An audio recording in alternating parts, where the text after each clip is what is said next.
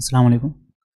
کیا وہ کون سے لوگ ہیں جن پر جنت پوری طرح سے حرام کر دی گئی ہے، یا ایسے کون سے گناہ ہیں جن کی وجہ سے انسان جنت میں داخل نہیں ہوگا؟ بھائی نے ایک سوال کیا کہ وہ کون سے اعمال ہیں جن کے کرنے سے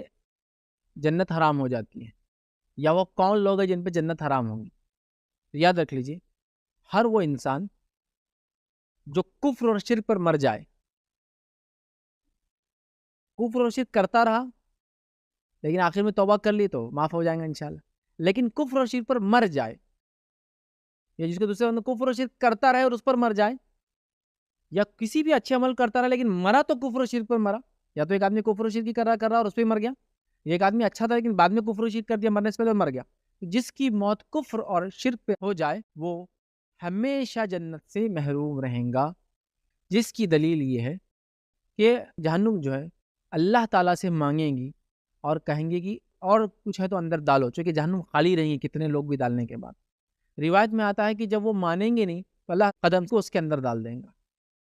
جس کے نتیجے میں وہ معافی مانگیں گے اللہ سے اور بالکل کہیں گے کہ وہ جو اس کا ڈیمانڈ تھا اور بھیجو، وہ ڈیمانڈ ختم ہو جائیں گا اور اس سے کہا جائیں گا، اور پھر اس کے بعد لوگ نکالے جائیں گے،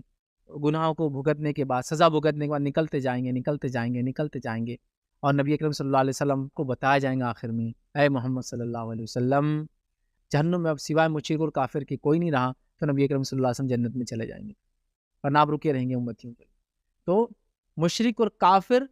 آخر تک رہیں گے، اور شروع سے رہیں گے اور بعد میں بھی کنٹینیو رہیں گے۔ اگر دوسرا کوئی انسان جیسے کفر و شرک پہ موت نہیں ہوئی، وہ بھگت کے نکلتا جائیں گے، لیکن مشرک اور کافر ہمیشہ جہنم میں رہیں گے۔ دوسری اس کی دلیل کہ مشرک اور کافر ہمیشہ جہنم میں ہوں گے، چونکہ آپ کا سوال تھا جہنم میں ہمیشہ کون رہیں گا اور جنت سے کون محروم ہو جائیں گا، تو یاد رکھیے اس کے لیے دوسری دلیل ہے، ابراہیم علیہ السلام نے ایک دعا جو آپ کو دی گئی تھی، جو انبیاء کو دی جاتی ہے، آپ نے وہ دعا نہیں مانگی تھی، دنیا میں باقی رکھی تھی، اور آپ روز قیامت صحیح بخاری کی روایت ہے اللہ سے کہیں گے اے اللہ ایک دعا میں نے باقی رکھی تھی دنیا میں، وہ میں تجھ سے آج مانگتا ہوں، میرے والد کے معاملے بخش دے ان کو، رسوا مت کر مجھے۔ اللہ تعالیٰ کہیں گے ابراہیم میں نے جنت کو حرام کیا ہے کافر پر، تو اللہ کہیں گا ابراہیم اپنے قدموں میں دیکھو، ابراہیم علیہ السلام جب اپنے قدموں میں دیکھیں گے تو ایک جانور ان کے قدموں میں ہوگا، اسے اٹھا کے اندر پھینک دیا جائے گا اور وہ ان کے والد ہوں گے، رسوائی سے بچانے کے لیے والد کی شکل بدل دی جائے۔ دیکھیے ایک آدمی ہے، اس کے سامنے اس کے والد کے لیے ایک دعا اٹھا کے رکھا اس نے آخر، اور جہنم میں دلے جائیں گے تو رسوا ہوں گا نا وہ آدمی، میں نے ایک دعا رکھا تھا نہیں، تو اللہ رسوائی سے بچانے کیا کریں گا، ان کی شکل چینج کر دیں گا۔ پتہ تو یہ چلا کہ مشرک اور کافر کے لیے جنت حرام، جہنم ان کا ٹھکانہ ہے، اور کفر کی ایک قسم یاد رکھیے نفاق بھی ہے، منافقت بھی کفر کی ایک قسم ہے، اس لیے میں نے الگ سے نہیں بولا، اسی کی ایک ٹائپ ہے، تو وہ بھی اندر ہی ہمیشہ۔